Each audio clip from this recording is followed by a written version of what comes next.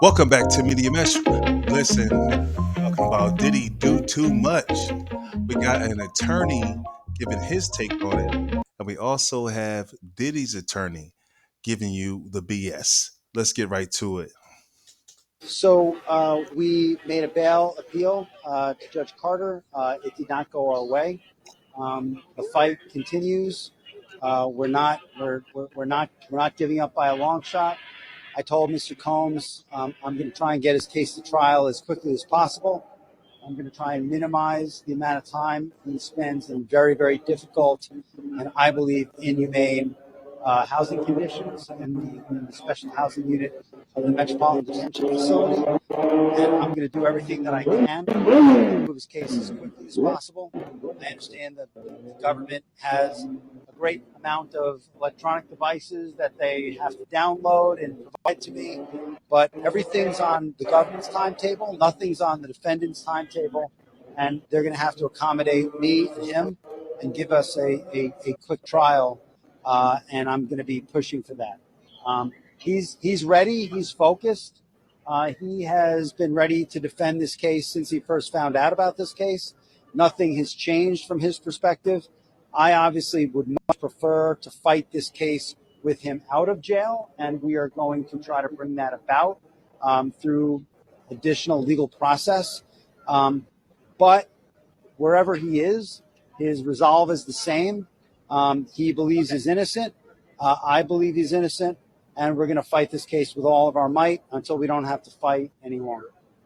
I'm not really going to take any questions, but at this point, we are moving forward. We're preparing for trial as we speak, and we are considering our next steps and appealing the court's ruling from today. All right. Thank you all very much. I really appreciate it. You're doing good. Man, I tell you, man, it must be nice being a defense attorney, um, especially I guess with a big client like this because you're getting paid millions of dollars, knowing full damn well your client is guilty as sin. Now, considering everything else that's going on in the world that's actually important, this is quite entertaining. Now, on this channel, I have spoken about gematria from time to time, and I really encourage you guys to look into it. There's one cat that I do recommend. His name is Zachary Hubbard, Gematria Effect Sports or something like that. Excuse me. But this is just complete bull. You know what? Diddy did what he wanted to do. He enjoyed himself, had a great time. All of the other celebrities who will be coming next enjoyed themselves as well. Okay, so let's just cut the BS. You know, you see his kids outside the trial. I'm gonna tell you right now, if my dad was on some foolishness like this, brother, you're on your own. I don't understand how we sit back, some of us, not all of us, right? And some people will still defend him and talk about, oh, they try to bring the black man down. No, this black man brought his own, you know what, down. It's one thing to have a fetish, you know what I'm saying? It's one thing to, like women want to get it in, all that type of stuff. Nothing wrong with that. But to the levels that this Negro went is just, you deserve every day they give you. This is like extreme. And the things with him and the guys, like this stuff is so old. This is crazy. But if you understand gematria, you will understand that this was an appointed time. He was allowed to do all these different things. He's playing a role. We're literally watching the script unfold. You have to check out gematria to see how this stuff lines up. Now, I have my thoughts on certain people doing gematria, but I'm telling you, my boy Zach, giving him a free shout out right now. But this is all by design. And it's hard to kind of really fathom that concept, to think that our lives, for the most part, are scripted, but at least these people that we see in front of us. Right. So these are characters. These are people that are, I guess, on the main stage. You know, you and I, we're on the sidelines looking in. Some of us are capable of seeing beyond the veil. Some of us are not. But in the truest sense, that this is real and not scripted, for those of you who don't understand yet, this is absurd behavior. Number one, you're black. You should already know that you're black. You know what? It's not going to be able to do the same things that your YT counterparts are able to do. Even though they taught you this debauchery, you know what I'm saying, this level of wickedness, even though they showed you that. But when it all comes down to it, you're going to go down. I got another video coming up, so hang in there, right? I have to say something on this because this is just crazy. Um, you seen he had his list. I don't have that video for y'all, but he has a list of people.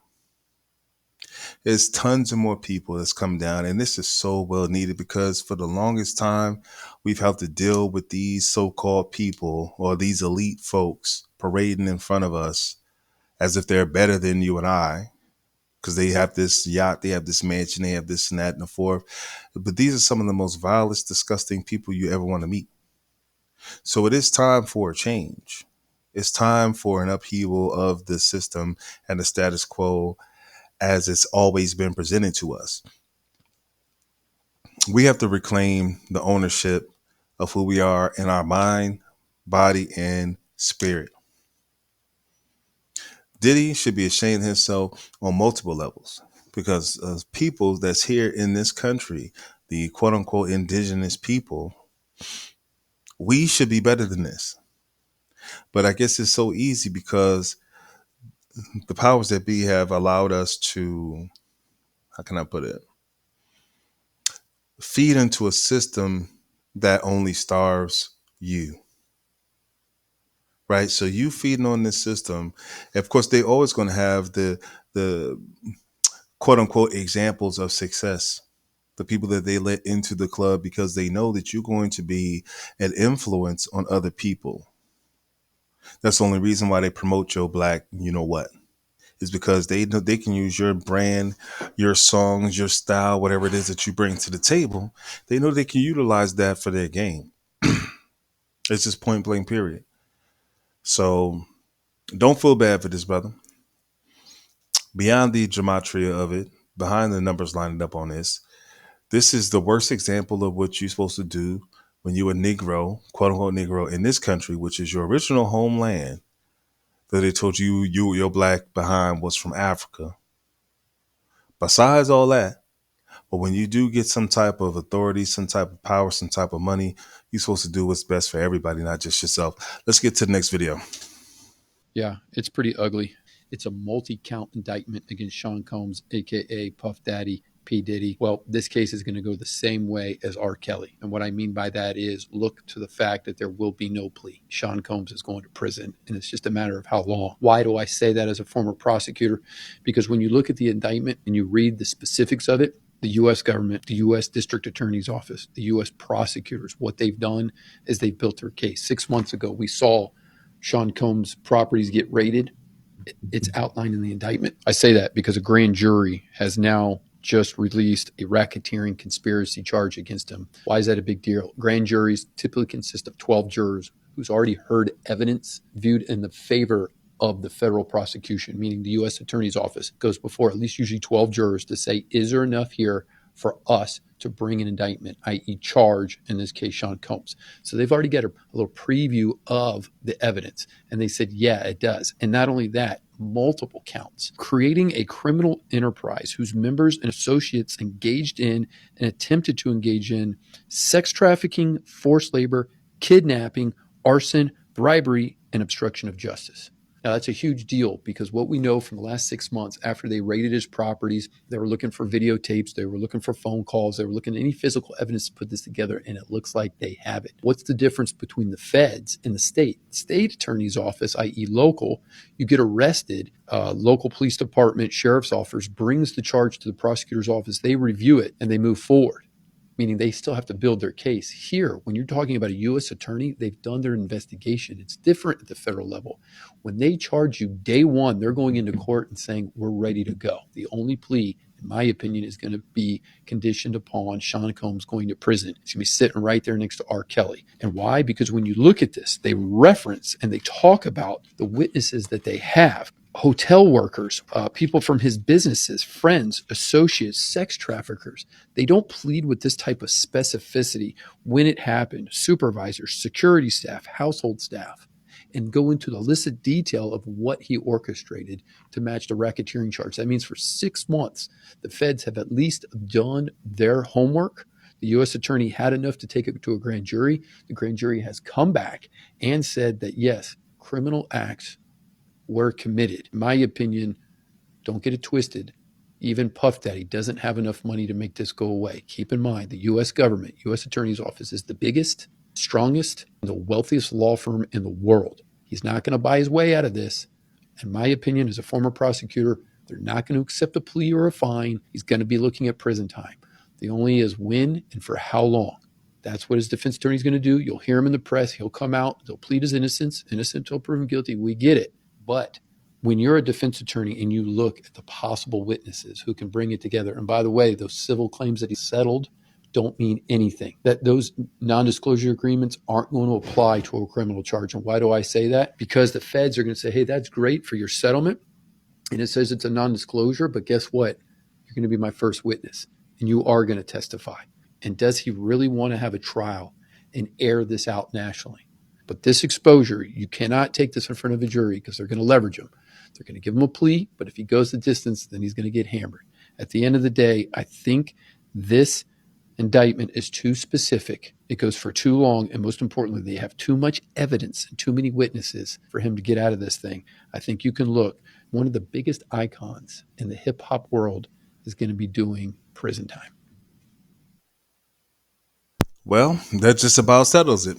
I think he has probably the most concise, accurate perspective on this whole situation with Diddy, as far as the actual trial itself, right? And how this could go. Because, like he said, if he wants to take it to the distance, then they're definitely going to hammer him for sure. He can get like life. So this is the reality of the situation. And the bottom line is that he didn't even have to be here at all. Just like how people enabled R. Kelly to do what he was doing. There's always other people that's involved. Always. R. Kelly, that's all another story. That's a wrap. And you know what? I'm really kind of mad that so many of our successful black men get caught up in this foolishness. Like I always say, some our vices can be the make or break it deciding factor in your life. Whatever, you know what I'm saying? Like we really think about that. Like his fetish for men and he's like Fleece Johnson. You know what I'm saying? Diddy's like the Fleece Johnson of the music business. You know what I'm saying? But it's like once people you get accustomed to doing this and then that gets boring. Now you got to take it up a step. Then you just have to keep progressing and progressing. But really, you're really digressing because you're moving further and further down into levels that are normally scary for most people. When you having orgies and all this type of stuff on a regular basis, you just getting into just way too much. But this attorney, a former prosecutor, this is the reality of the situation. I don't care what nobody else saying. He just gave you the reality situation. And the one big thing that people need to understand about the feds, as he mentioned, is that they already have their case together because they had to have it together before they could go to the grand jury. So they had to have enough evidence to be able to even present a case. Unlike where the police, where they arrest you and then they build a case from there and hopefully it sticks. But in this situation, they already have the evidence. So when everybody was talking about, oh, it's been 6 months, ain't nothing happened. They ain't doing nothing with Diddy. What they doing? They know what they were doing. You may not be privy as to what they were doing. But obviously they was collecting all the details. They were finding where all the bodies were buried before they even came forward. And if they couldn't find enough to get a conviction, they wouldn't have done it because they have a 97% conviction rate. So clearly they wasn't playing, but you don't want to mess it up being too, extra or overzealous. You want to make sure that you wait and make sure you actually have something that's concrete that's going to stick. And Puffy made it way too easy for him. So good riddance. That's my take on him. He's nobody in the black community, in my opinion. He definitely disrespected us, disgraced us as a whole, and whatever comes to him, come to him. Until next time, peace and blessings.